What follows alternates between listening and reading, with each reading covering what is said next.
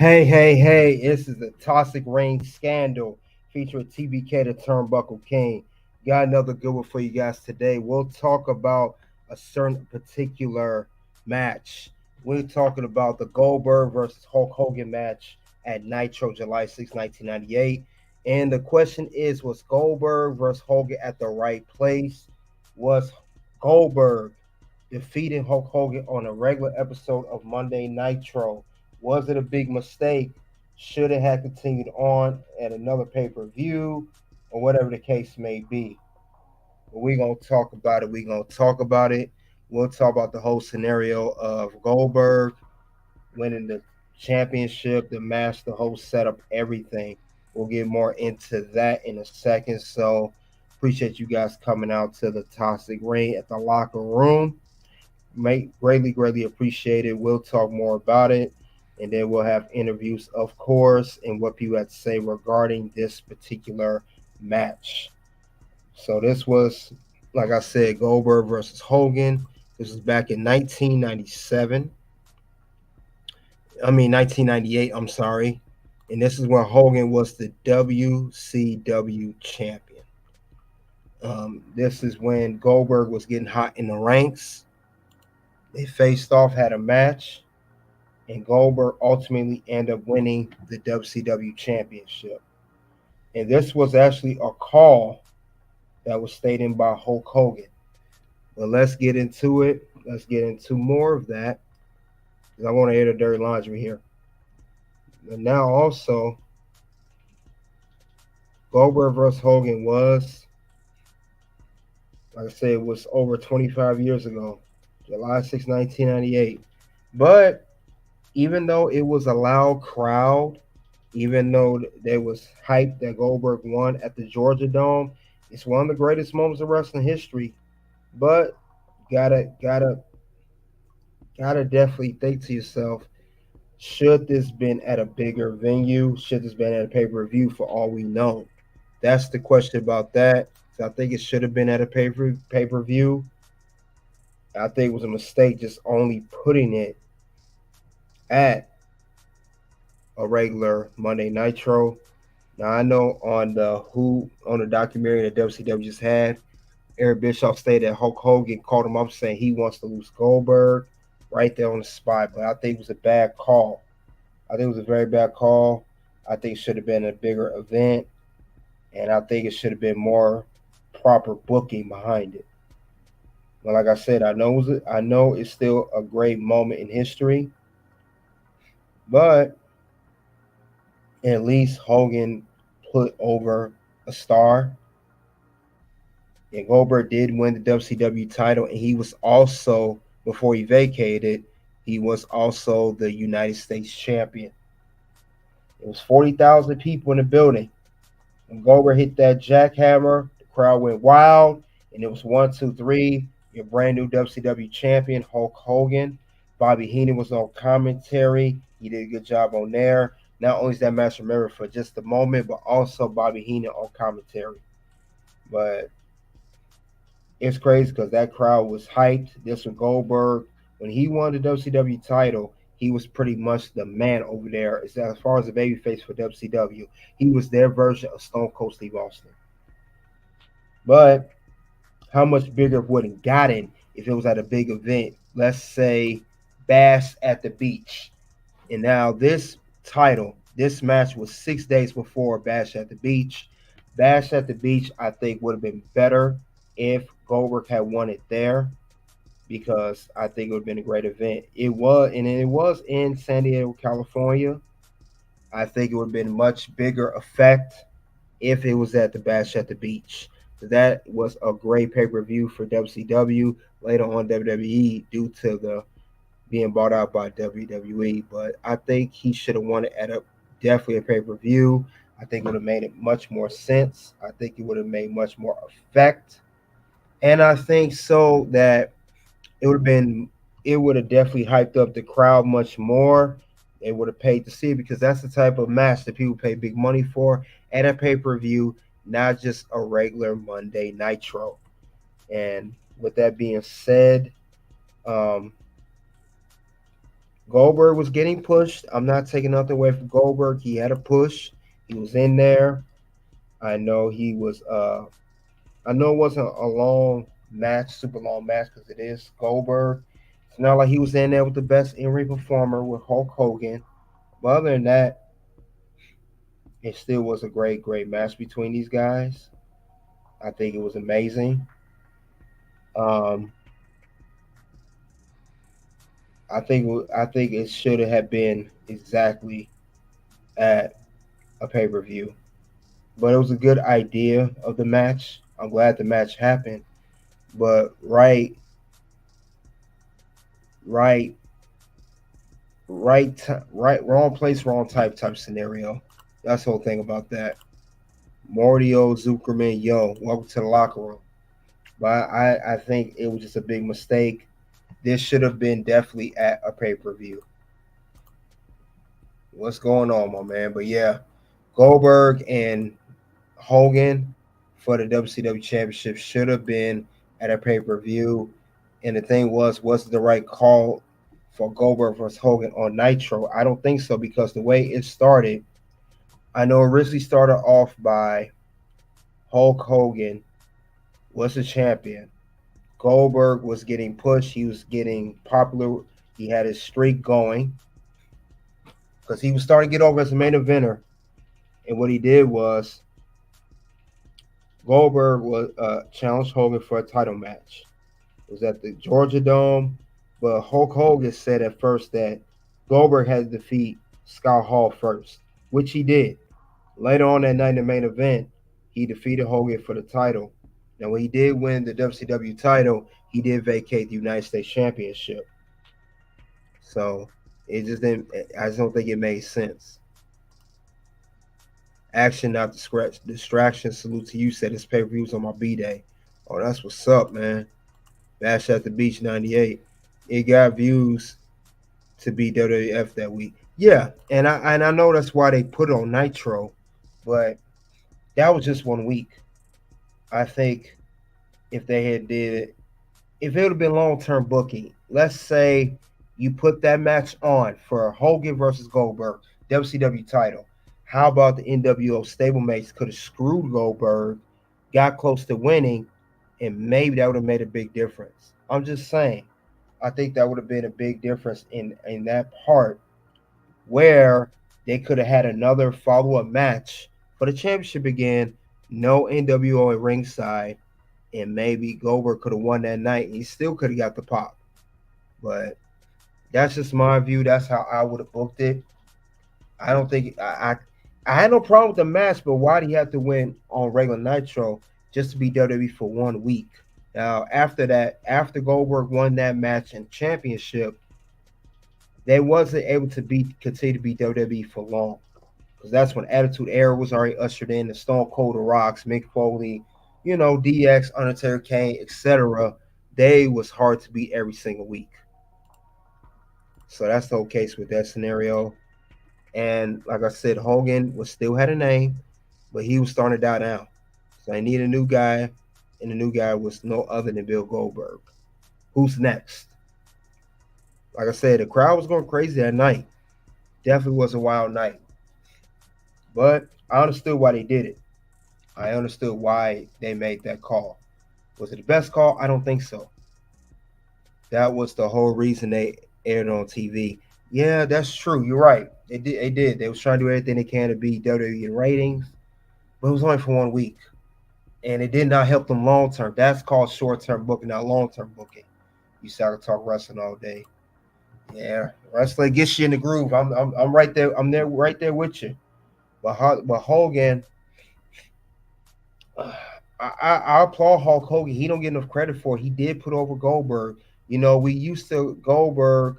You know, we went in beating everybody, but he beat Hogan, one of the biggest names in wrestling business. And also, when it comes to Hogan want to put someone over, we're so used to Hogan saying this about putting someone over. No, brother, doesn't work for me right now. But Goldberg did work for him, and he wanted to put Goldberg over on Nitro, and he lost the championship and the match, everything. So I understood why He did that for Goldberg. Goldberg, he saw was rising up the ranks. He saw Goldberg was becoming a big star. He saw that and he took advantage of that and he made sure that he put over that, not just for himself, but the whole company. He actually cared about the company at that time, at least the booker was, besides himself. But I'm sorry, Hogan was not known for putting over a lot of people. We know he was not known for that. We know he was not known for doing that in his career. That's the bad part about that. Could he done more? Of course, Goldberg could have done more. No doubt about it. Like I said, we know Goldberg for the legend that he is. But it would have made more sense if he had just became the for it. It would have made sense. It would have made more sense if Goldberg was just booked to win later. Like I said, I understood why they did that. It makes sense why. But yeah, man, I just think that I just wish that if they were gonna book Goldberg to win, if they was gonna book it that way, there could have been a way for long term booking where it would have been helpful, where it would have helped not just them for 1 week, but help WCW long term. That's my big issue with that. That's just my big issue with that situation. I wish that would have been the case because we know Goldberg was champion. We know that's what people wanted. We know Goldberg was coming up. We know all of that. I'm aware of all of that. I just wish more could have been done. Let's see, say you said, but couldn't pull Ultimate Warrior. Yeah. You talking about the 1998 Halloween Havoc? They had a match at Havoc, the rematch, and it was terrible. Can't even watch that match hardly. Flash Fire was ridiculous at Halloween Havoc. Acid Not Distressor said, "Have you ever watched Vic Grimes versus New Jack XPW Scope?" No, I never seen that. No, I never seen that, man. I'm gonna check that out. Sonic Green said Hollywood Hogan. Yeah. Well, Hollywood Hogan, Hulk Hogan, whatever you want to call him. Same. We know who he is. Hogan, it is what it is with Hogan as far as that goes. But the thing about it is, J North 609, salute to you. Never a Warrior fan, honestly. Yeah, I understand that. I wasn't the biggest either. He had the look. I like the look of Warrior, but he didn't have the in-ring wrestling ability. Oh, you guys, you make sure you hit the like button as you come into the locker room. Make sure you hit that like button as you come in. But yeah, I wasn't a big. I like the look. I liked it when he shook the ropes. I like when he came into the ring running down. Could he wrestle? No, absolutely not. He was not a worker. He was definitely not a worker. And there was a lot of complaints about Warrior backstage. But the thing about it is, it ultimately led this whole match. This is what everybody wanted: Goldberg to become the WCW World Champ. That's the whole thing. Actions Not Distractions said that's a match that almost Big Grimes for real threw him 40 feet, almost missed the ring. I'm gonna look into that match. Is that match on the Peacock? Action Not Distractions, or it's got to look online. Is that a Peacock type of match I can see? Sonic Reigns said he was one of the best. He was Hollywood Hogan. He was. He was. That's why I'm applauding him for putting over Goldberg during that point in time in his career. That's why I'm giving so much praise for that. Yeah, Hollywood Hogan definitely did his thing. I'm not taking nothing away from him. He definitely did his thing. I'm not taking a single thing away from Goldberg. I mean, from Hulk Hogan, Hollywood Hulk Hogan. I'm not taking no away with him, Hollywood. No YouTube. Okay, I'm gonna look that up. Okay, it's on YouTube. I'm gonna look that up. See, I'm gonna look that up and look into that match. You gave me something to do. Actions, not distractions. Pretty. I appreciate that. But other than that, though, this was a match that should have been on pay per view for a money making match, not just a cheap rating pop for a week. You know, maybe we could collab. Yeah, I'll give that some consideration. I mean, it's my first time seeing you. Give it some consideration. But yeah, Goldberg, I think should, like I said, big of a name he is, should have been not been on free TV. Should have been at a. It could have been him winning a title at Bash at the Beach. It was 6 days after that original match on Nitro, and he could have faced Hogan still, but not win it that night. It could have had the fans wanting more if they had just did it and have a bogus finish where Goldberg gets screwed, and then he gets his revenge. And I don't think it would have hurt Hollywood Hogan character or Goldberg for that matter. I don't think it did any damage to either character, champion or challenger.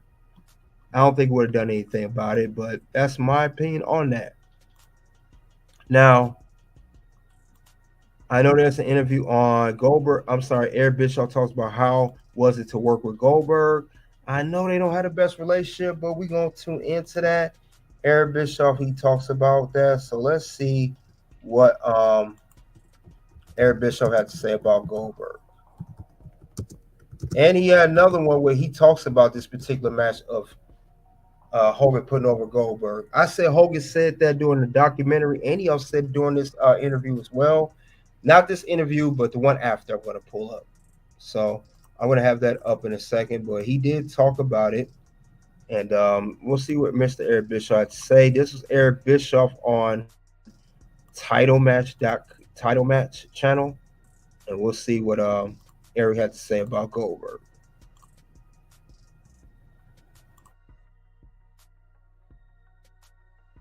Yeah, I think one of the first. And the Phenom. When did you realize that he was going to be a major franchise? Pretty quickly, right? I think one of the first.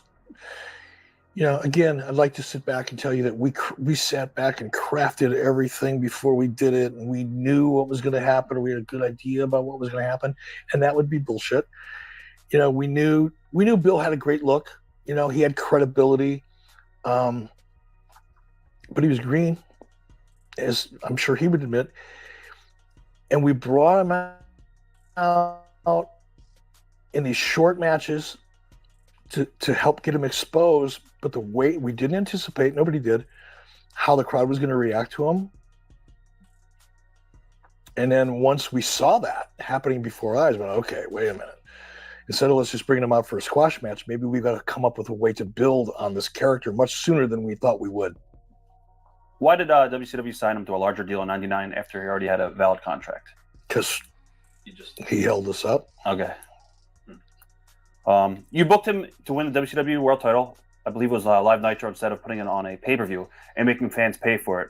Was it more important to try to regain the ratings streak back from WWE at the time?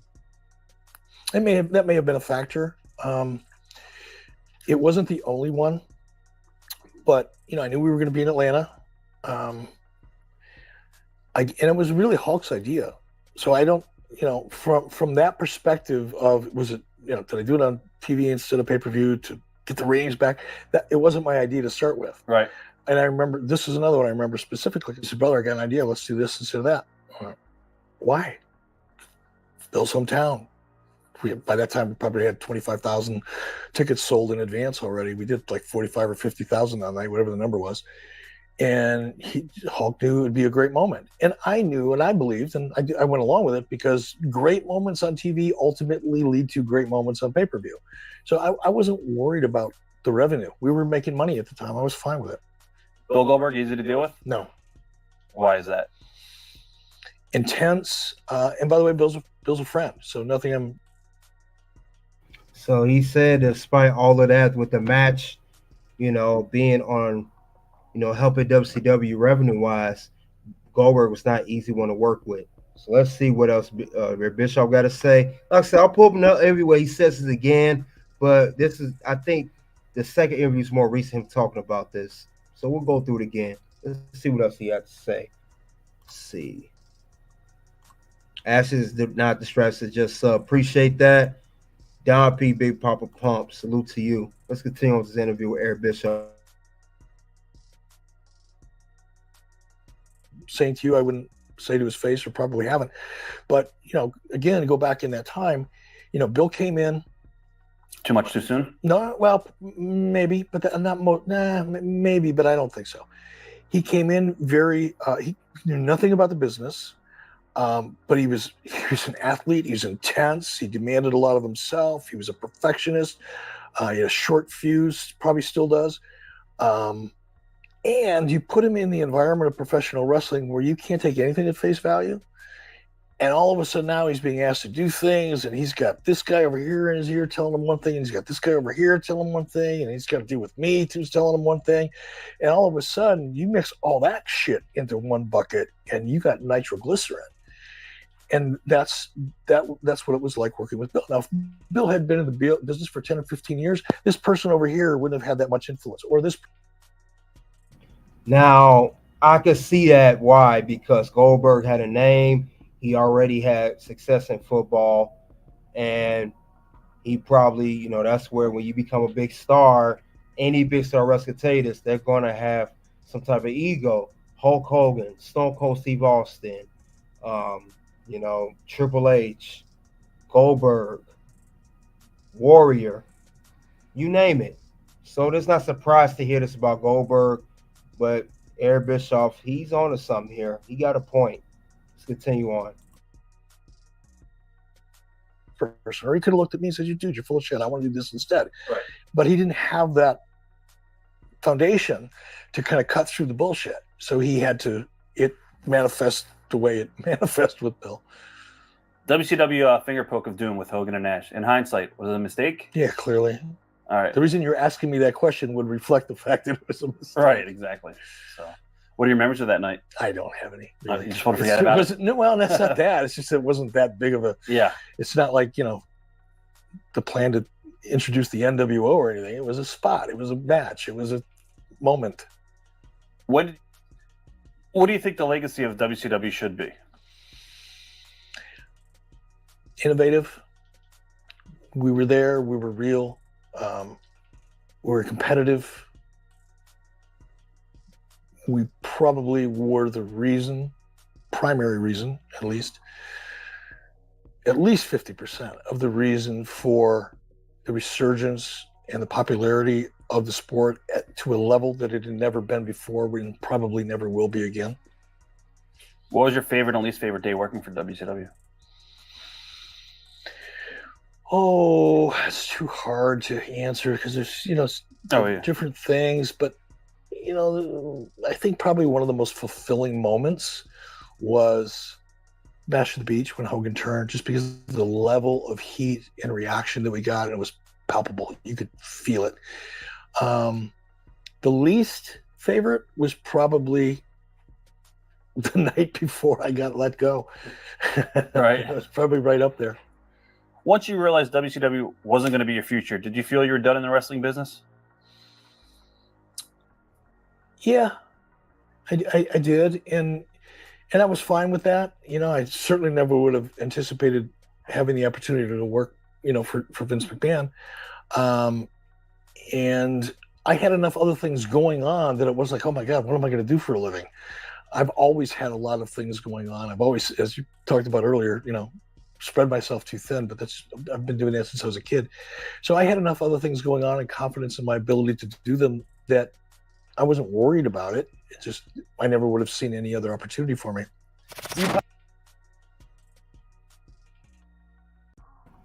Okay, that's Eric Bischoff talking on title match. He talked about Goldberg, how it is to work with him, the big name, the champ, and also the match versus Hogan at Nitro, where Goldberg beats Hogan in July 6, 1998. He defeats him for the WCW World Heavyweight Championship, and he talks about how Goldberg was green on some things, how Goldberg was difficult, and he said he's cool with Bill. He says no animosity there. He was just being honest on how he felt. But like I said, WCW, I think with the whole thing with Goldberg, had Goldberg not built the star power that he did and win the WCW title at that particular time frame, whether it was at Nitro or pay-per-view, WCW would have fallen back then, my opinion. But other than that, though, Goldberg was like their their bread and butter at this point, because Hollywood Hogan was a heel, NWO was getting stable, Sting, they was tired of him, DDP was starting to get a little old tired. So ultimately, before all those guys, who was the best guy to defeat Hollywood Hogan for the WCW title? It was Goldberg.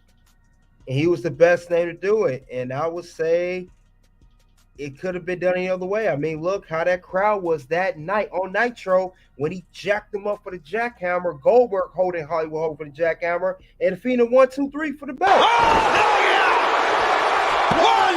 1, 2, 3!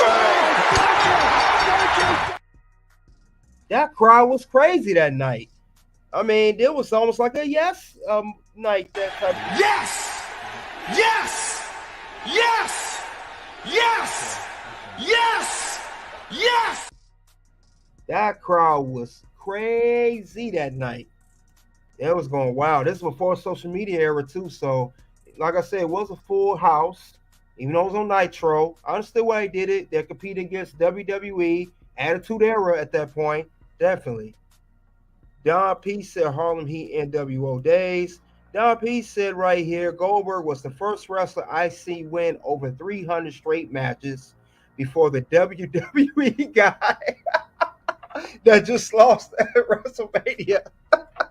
The WWE guy. Oh, man, you can't do Roman like that, man. That's the tribal chief. That's the head of the table. Roman, a lot of people don't like Roman, but the WWE guy, come on. I think Roman Reigns deserves more credit than that. That's the tribal chief. Come on, man. That's the head of the table. We got to show some more respect in that. Head on to the belt for 1,316 days. I know people are going to say he had the bloodline cheat in every match. He always has a solo check saving him. But let's be honest, Goldberg did win 300 straight matches, but they were squash matches under 5 minutes. And he did have one match against William Regal, where Regal got very technical with Mr. Goldberg. And I talked about this. I made a stream about this.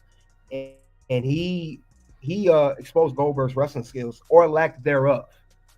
He said NWO and the Wolfpack and Conan. Then he stepped into ECW for a bit. Hollywood Hogan was the best Hogan. Yeah, I love Hollywood Hogan. I would take Hollywood Hogan over Hulk Hogan any day of the week. I would take the black and white NWO Hogan over the yellow and red Hogan any day of the week. Roman Reigns beat his cousin Jey Uso because he slammed and he speared you. Yeah, Roman Reigns is solid. Come on, Don P. You don't like Roman Reigns, Don P? Why don't you like Roman Reigns? What you got against Roman? I know a lot of people don't like Roman. Roman's solid. He got better over the years. His promos got better. His matches overall got better. Compared to Tribal Chief to the Big Dog, way better.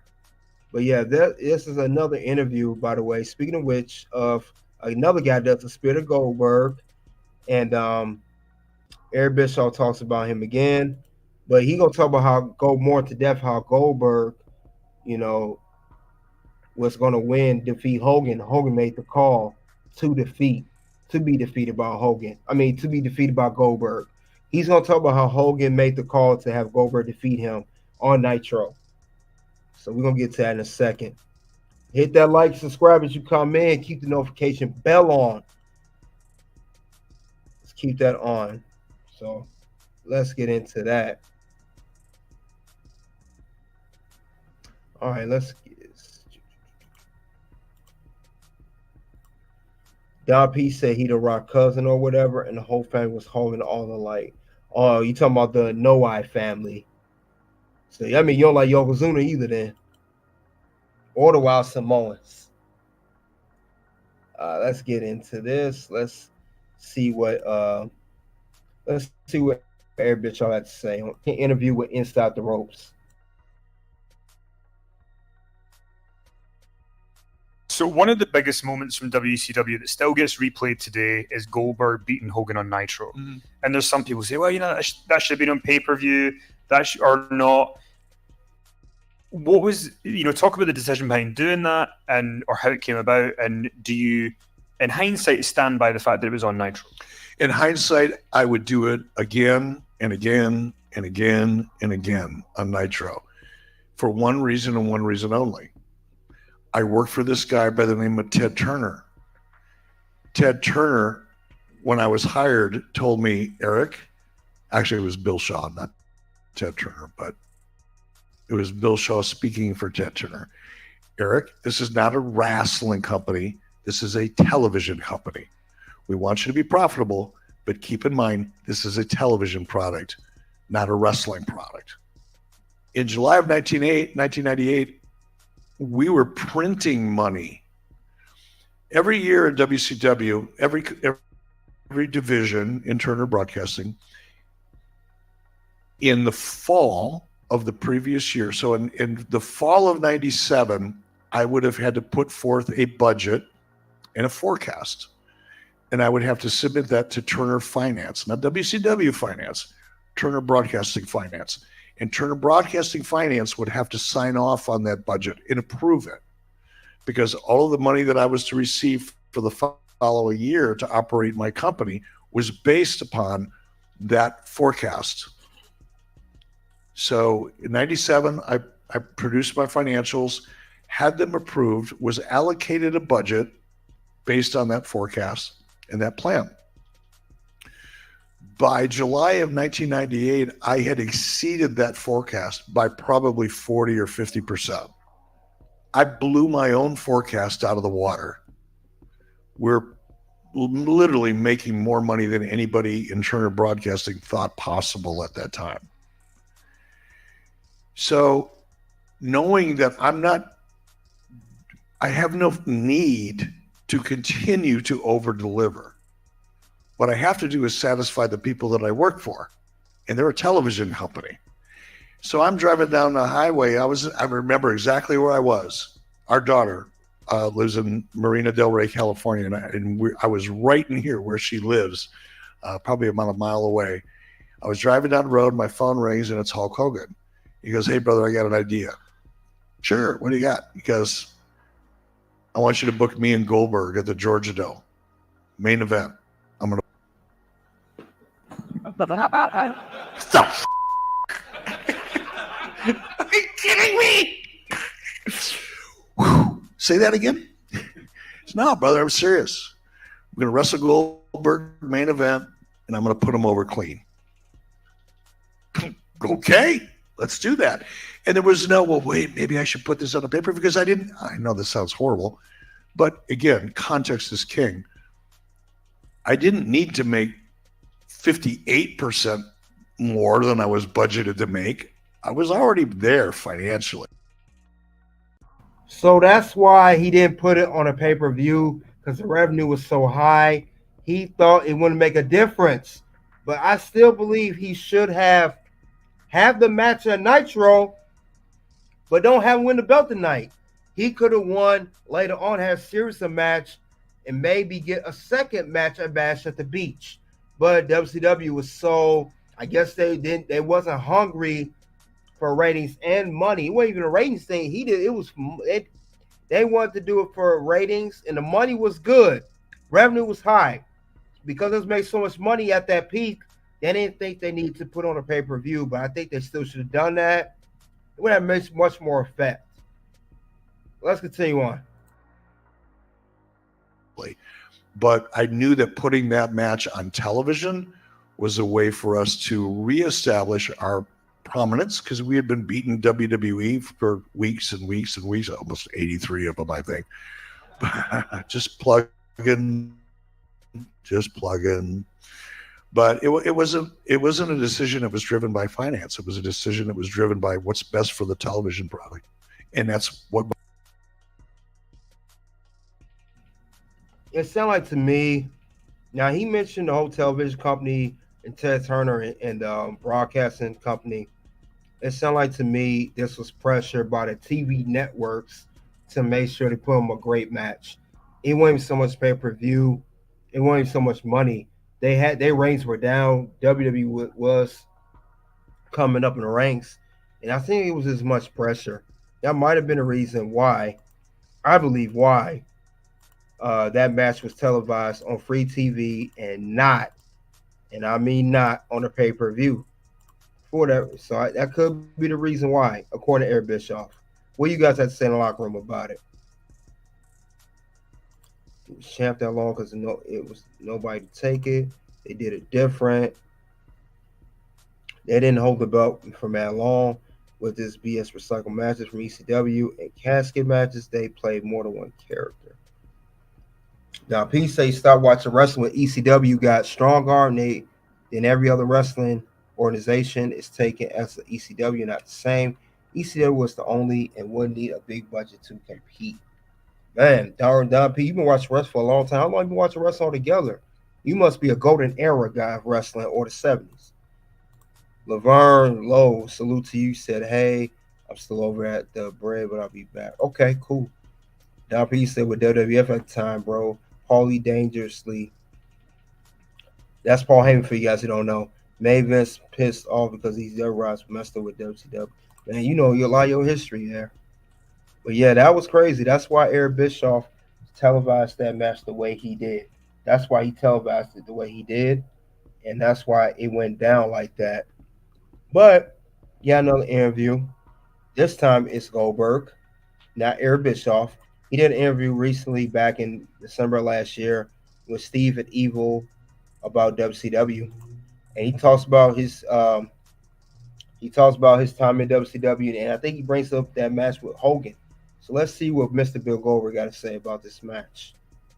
Hit the like button as you guys come into the locker room.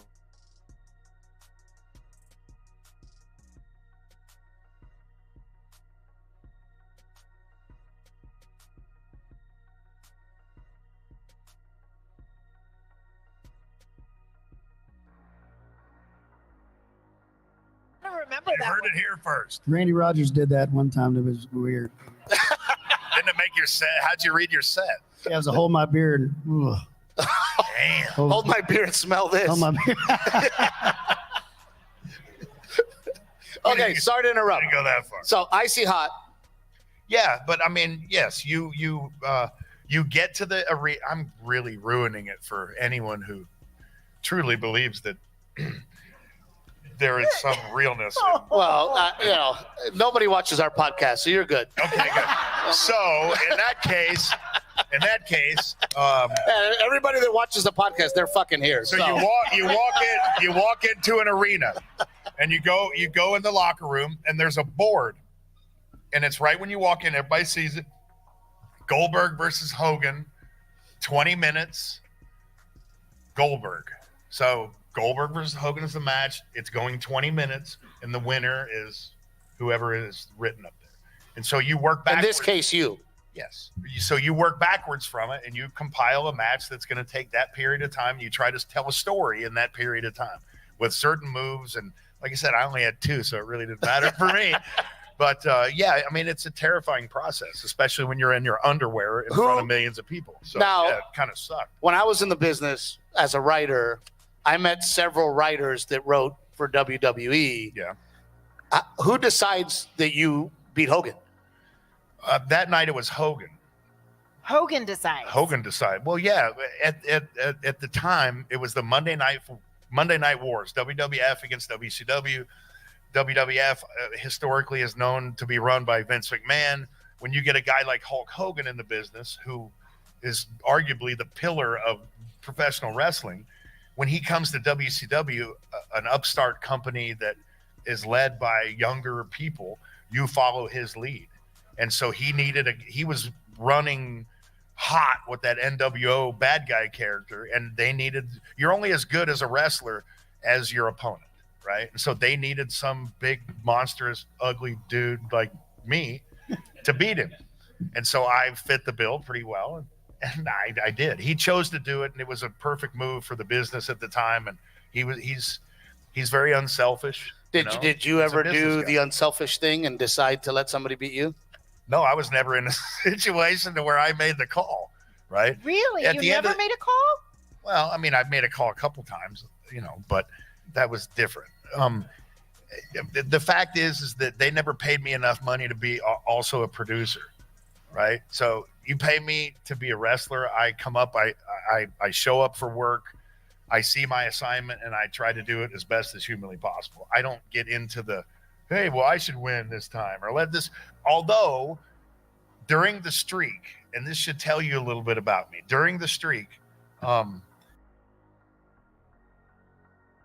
That's cap. Totally cap. and I wasn't the biggest wrestling fan growing up, so I don't really know how rabid these fans are. Well, I didn't at the time. There's a guy named Bobby Heenan. Okay. I don't know who Bobby Heenan is. But You're too young. Yeah, you know Bobby Heenan? So Yeah, you don't know who Bobby Heenan is, one of the best announcers ever?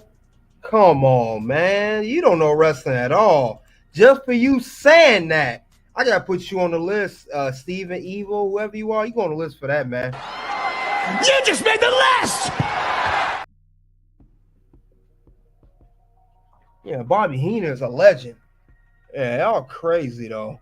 See what you guys say. What do you know about Paul Orndorff? For one, Laverne, you spelled the name wrong. If you're going to ask me what I know about wrestling, you spell the name. His last name starts with an O, not an A. And it's Ondorff, and that's Mr. Wonderful. I know a little about him, not a whole lot. Don P said ECW took wrestling, gave him a new life. None of them are legendary. Yeah, Steiner Brothers, that's one of the best tag teams ever. Gas Mask says cap it hard. Yeah, definitely cap.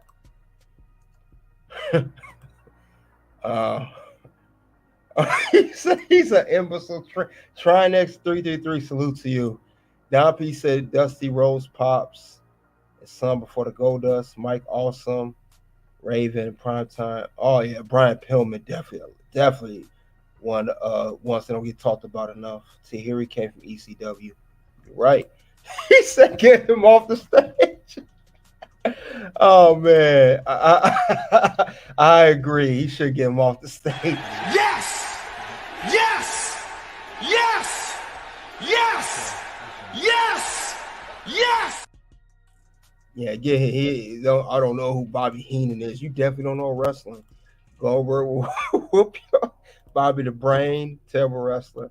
Let's continue. Let's see what else he had to say about Goldberg didn't have no political power, no politics. Let's go. So this guy's very into it right here. Yeah. This guy, that guy right there is like, I know who Bobby Heenan is. I can tell. So, and there was also a guy named Bobby Eaton, right? And he was a wrestler. And it was his birthday, and we were doing a house show. And a house show is a non-televised event, which is basically, you know, if you got Vegas Saturday and you got LA the next Saturday, you'll do a small town, maybe a gig in between, right? So that's what dark show or house shows were. So they're non-televised events. It just so happened to be in his hometown, and it just so happened to be his birthday. Oh, and he taught me like a lot in the business. He was extremely unselfish. He gave me every bit of knowledge that he had. And I wanted him to beat me on my birthday in the middle of the streak, and they wouldn't let me. And I had no idea why. Well, they had to build this huge. Yeah, but it was his birthday. It was his hometown, and nobody'd see it. But every time somebody in the audience is going to know. Every time he came into town, it was his fucking birthday. So like, let me win. It's my birthday. I'm just saying, you know. But they didn't let you, even in a dark. 100% no, because it would have gotten out. It was before the internet was a huge deal in wrestling. But yeah, it would have gotten out, and I would have been a sham because the streak was. How many were in the streak? If I recall, 70. I think 170. I think 170. I think I beat like 5 guys at least 5 times a piece. I mean, insert dirty joke there. Go ahead. Thank you, Wade. I know you saw it. They start making opponents up after a while because there weren't. I don't think there were 170 guys on a roster. Did you know that they were going to turn you into the Did they already tell you like, hey, we're going to do something huge with you? No, it was all organic. It just happened. I was a professional football player who looked at wrestling. I turned my nose down at it. I never appreciated what they did. I never aspired to be a wrestler. I was a real dude. I wanted to play in the NFL. I was trying to kill guys for real, not acting like it on TV. And then when my accountant called me after I got out of the NFL and said, "Listen, man, you might want to get off your ass and go make some money," then I chose, it was an option, right? Right. And so I saw Sting, and he and I became really good friends. And he was a family man, and he was great with the kids, but he was this character on wrestling, right? And so I'm like, if this dude can do it, you know what? Frick, I can do it. And so I did. And I put my pride to the side, and I ran around in front of millions of people in my underwear. They were really cute black underwear. Thank you very much. So, Wade, tell us about your tour bus. How do you segue from? How do you follow? Okay, that was Goldberg talking on Stephen Evil about WCW, his experiences and everything. So, terrible wrestler. Cody D said Goldberg is trash. Yeah, a lot of people do not like Goldberg. Goldberg's just a marketable name. He's not the best in-ring worker. I will agree with that. And Don P said, I got a fist dab from Sid Vicious, and Sid is like a guy in ECW, WWF, Sabu, RVD. So you're a real ECW fan, Don P. You said RVD, the showcase from ECW, Jerry Lynn, Last Storm, I Got You, Bam Bam versus Taz. They both went through the ring. Yeah, it almost lets you talking about. Definitely lets you talking about. But yeah, it was crazy though. Goldberg winning that match, and he talks about that. But like I said, they did it for the ratings. They did it to beat the war. I think it helped them short term, not long term. Dumpy said, and I was front pay-per-view at the Lions Den match on Hard. Oh, wow, that's dope. Gas Mask, if he was ready for the business, he would have put multiple people over.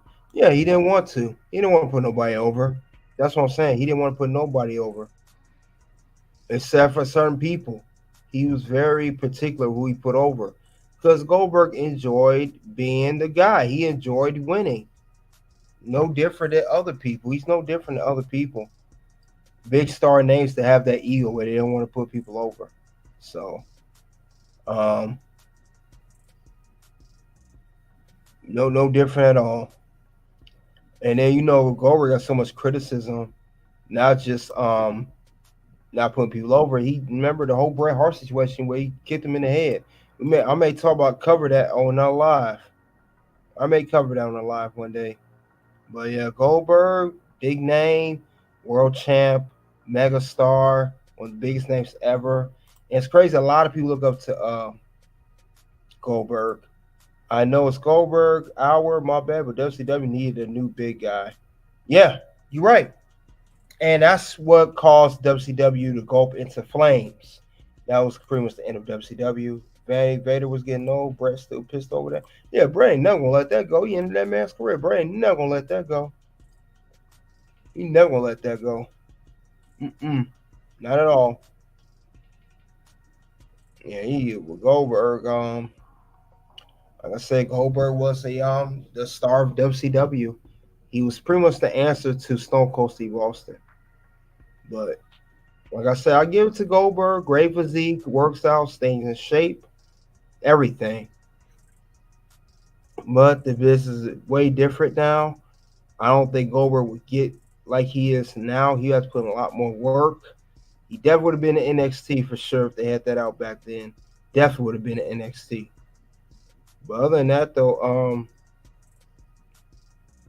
definitely it's going to be something different. Goldberg, like I said, he rubbed a lot of people the wrong way. You got to remember, this was Goldberg, Hogan, 1998. These guys just had a great match. Great match for ratings-wise. I don't think the match was that long. But other than that, though, Bret couldn't cross over to other things besides wrestling at the time. Yeah, he couldn't. But other than that, at the time, no, these guys, it was just a monumental night, July 6, 1998. Nitro, this is TNT.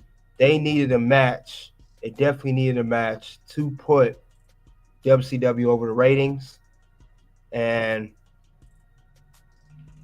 Goldberg and Hogan was the best match possible at that particular time. There was no other way for it to go down. It had to be Goldberg versus Hogan. It had to be for the WCW Championship. Like I said, despite me thinking it should have been, it didn't have to end there. They could have had a long rivalry. It didn't happen that way. It just didn't happen that way. But I don't think it was a super long match. I know that crowd was crazy that night, though. I'll say that. The crowd was loving it that night. They couldn't wait for Goldberg to win.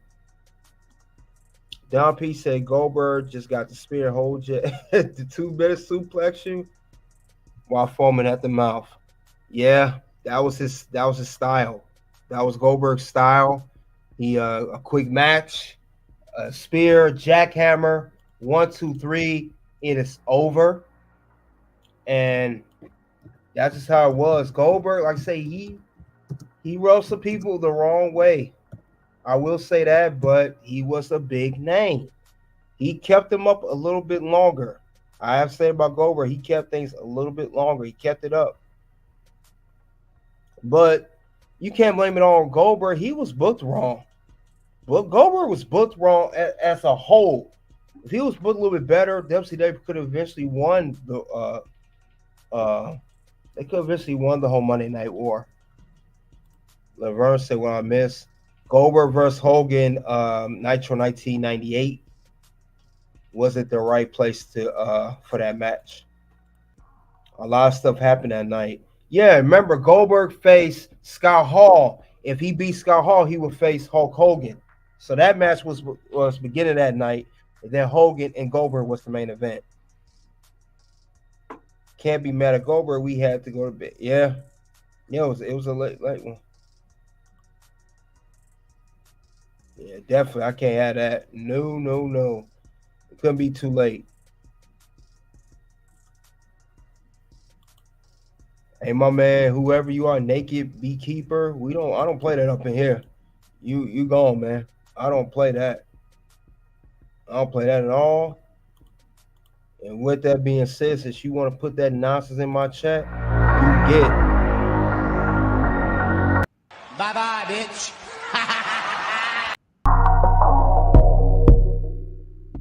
I don't have time for that nonsense up in here. But anyway, get back to it. I don't have time for that. Yeah, it's crazy what he was saying. Salute Buff Bagwell. Yeah, I don't know what he was saying in that chat, but anyway, Goldberg and Hogan was definitely a match that drew a lot of viewers that night. A lot of stuff happened that night, as Don P said, but Goldberg, he was just the name. He was just the marquee name for WCW, and they needed a new champion. They had nobody else. Now, I know Booker T won a championship later, but that was the very end of WCW. Very end. So that was the issue with that. So that right there was a problem, but it did. The bad booking of Goldberg ultimately led to WCW's demise. That's the whole thing about that. So I wish the booking was a lot better. And Goldberg needed more training. It was a number of things that could have went in the right direction. I wish it could have, but it did not. But that was the crazy part about that, though. Let's see what else you guys got to say.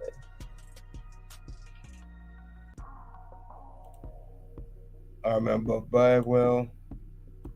Virgil just passed away. I remember Virgil just passed away, I think last year. Steve McMichael. Yeah, he has ALS. He's doing real bad. He's in he's getting care from his wife. He has 24-hour care on the clock. Yeah, former football player. But yeah, guys, I remember this match. I just wish things would have been booked differently. But would you guys have booked this match at Nitro for Goldberg to win the belt, or should have been a pay-per-view? That's the question. Should have been a pay-per-view. I think it should have been a pay-per-view, like I said earlier, like at the Bash at the Beach, instead of Monday Nitro. And that's my opinion on that particular match. I know Hogan was the champ and all, but this is one match that we want to see, not just on free TV. You guys had to say in that chat. Godfather, Junkyard Dog, Nexus. They'll never come back. Alex Wright. I remember Alex Wright. I liked Alex Wright. He was solid. Disco Inferno 2. I remember Lex Luger.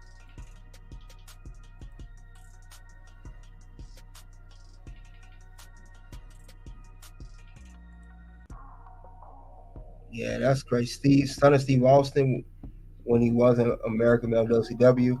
I like Son of Steve Austin too, legendary wrestler. Man, you guys took it all the way back with this with the old WCW and ECW. Don P, I know I can tell you was a real big ECW fan. I didn't get a chance to watch much ECW back then, but I watched the very little I did watch. It definitely was solid. I will say that, to say the least. Definitely a solid stuff to watch on TV. It just got too hot for TV type of stuff back then. But other than that, though, guys, I mean, there was Eric Bischoff said what he had to say. He said that Hogan made the call. I give Hollywood Hogan I give him his due. He did make the right call for losing Goldberg. Should have been at a pay-per-view. Yes, not just free TV. I will say that, I believe that the networks were putting pressure on Eric Turner, TNT, and Ted Turner. They were putting pressure on him to have a good episode. They was getting demolished in ratings. It was definitely getting demolished in ratings. But I believe it went down. Like I said, WCW had all the money they was making, the revenue. They didn't know what to do with that money. They didn't invest it going the right directions with it. And I think that's what led to their demise in the company. That's why I thought it led to that as well. I wish it would have been a lot more that they could have done correctly. Because there's no way y'all had all these stars. Remember, Stone Cold Steve Austin, Son of Steve Austin, as Don P mentioned, came from WCW. Cactus Jack Mick Foley came from WCW. The Undertaker, when he was me, Mark Callis, came from WCW.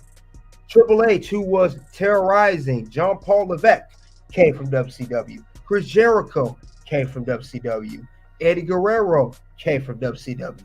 Chris Benoit came from WCW. Rey Mysterio came from WCW. The Big Show, the Giant, came from WCW. They had all them talents, all those guys, all the Hall of Famers, everybody. I mean, it made no sense. You had all that talent and you didn't know what to do with it, and it led to them being closed, shut down, and being bought out by Vince McMahon. I didn't get that. How do you have all that talent and you close your company? And you have Goldberg on top of that. I mean, Hogan, Savage, Kevin Nash, Scott Hall, those were old WWE guys. Old WWE guys way past their prime, especially Randy Savage. Randy Savage in WCW was not the same as WWE. But WCW could eventually beat WWE in the Monday Night Wars, and they would be still surviving now. And WWE would have been the one that would shut its company doors, not WCW. So that's why I kind of don't have sympathy for WCW, because you had all the stars, you didn't know how to use them.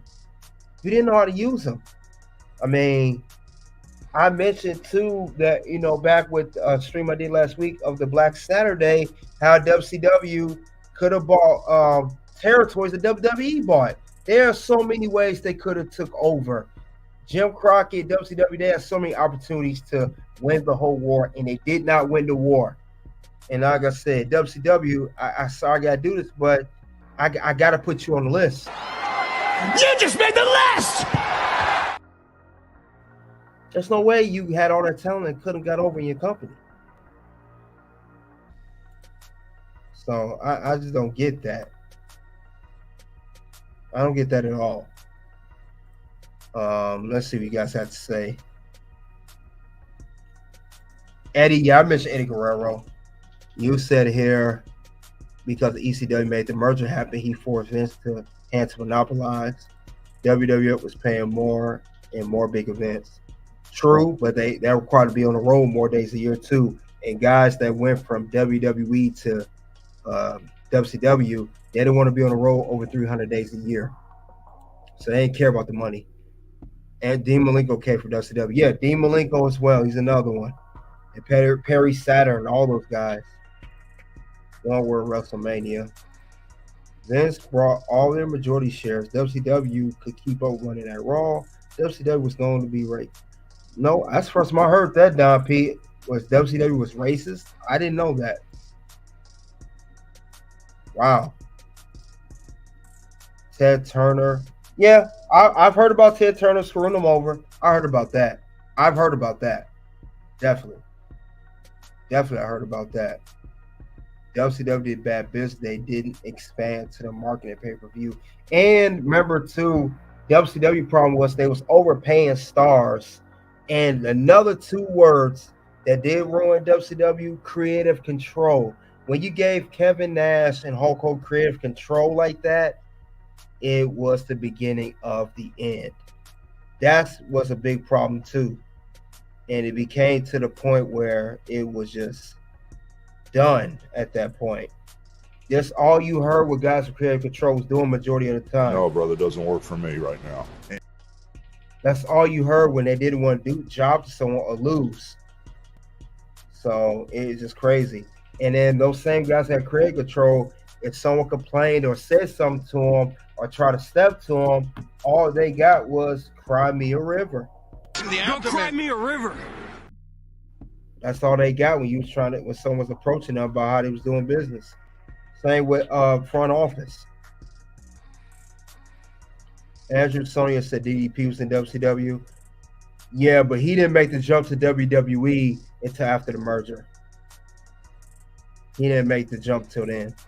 That's the whole thing about that. He didn't make the jump until at that point. So that was the issue with that. So, Blaze Manis, salute to you. Welcome to the locker room. Don P said they went through ECW first before heading to WWF. That's why WWF let them come, because they made themselves less than ECW, because ECW gave them freedom. Yeah, definitely did that. You had Sabu, New Jack, Dudley Boys, RVD, Taz, Tommy Dreamer, Sandman, all those guys, Mike Awesome, because and the fans were real. ECW made the first street matches. Yeah, they did. I already gave you a shout out. But yeah, did a couple minutes ago. But yeah, that was crazy though. Definitely something different in WCW. This was one of the biggest matches that they had on WCW history. And like I said, it could have been done a lot better as far as booking. No doubt about it. It could be done a lot better. Yeah, Dean Malenko had great matches you'll never see. Yeah, Dean Malenko was the man of 1,000 holds. He a legendary dude. Much respect to Dean Malenko. I know he has I think he has Alzheimer's or multiple sclerosis. He has a disease. He was a producer in WWE. He wrestled WWE when he came over. Then he later became a producer. And I don't think he's doing anything now. He's in AEW for a little minute. He's not doing nothing now at that point though. But yeah, guys, it was definitely wild. Definitely wild. It was something else, man. It was something else. John Trigaleth said it's sad to hear about Roman Reigns' dad passing away. Yeah, it is. Sika passed away yesterday. RP to Sika. Yes, definitely salute to him. Rest in peace to Sika. I honor him on my other channel. Eliminators, PE, Mustafa, and New Jack. Super crazy. Yep, super crazy too. Like I said, you guys definitely know your history of wrestling, though. Definitely know. But other than that, guys, I don't have too much more to say. We talked about Eric Bischoff Goldberg talking about the match, the legendary match of Hogan versus Goldberg for the WCW title back July 6, 1998. So, BWO, yep, that too. But you guys, that's all I have. Was Goldberg versus Hogan? Was Goldberg versus Hogan at the right place? And was Goldberg versus Hogan on Nitro a mistake? I would say yes, it was, because the match was not a mistake, but him winning was a mistake that night. So I appreciate you all guys coming out to the locker room. I'm gonna do a series of streams of matches that led to WCW demise, of the whole who WCW, the ending of WCW, that documentary. I will cover some more matches. The Streak, this is the first one. Finger Poke of Doom, and other matches, and of course Bash at the Beach 2000. I'm gonna mention those matches. We're gonna talk more about that. But I appreciate you guys coming out to the locker room. Hit the like button, you guys get the locker room. We'll cover more stuff of WCW history related to the recent documentary. Soon to be able to pop up. One will be the result of Undertaker versus Goldberg match. Second video will be, should Mandy Rose ever wrestle again? And until then, it is OUT.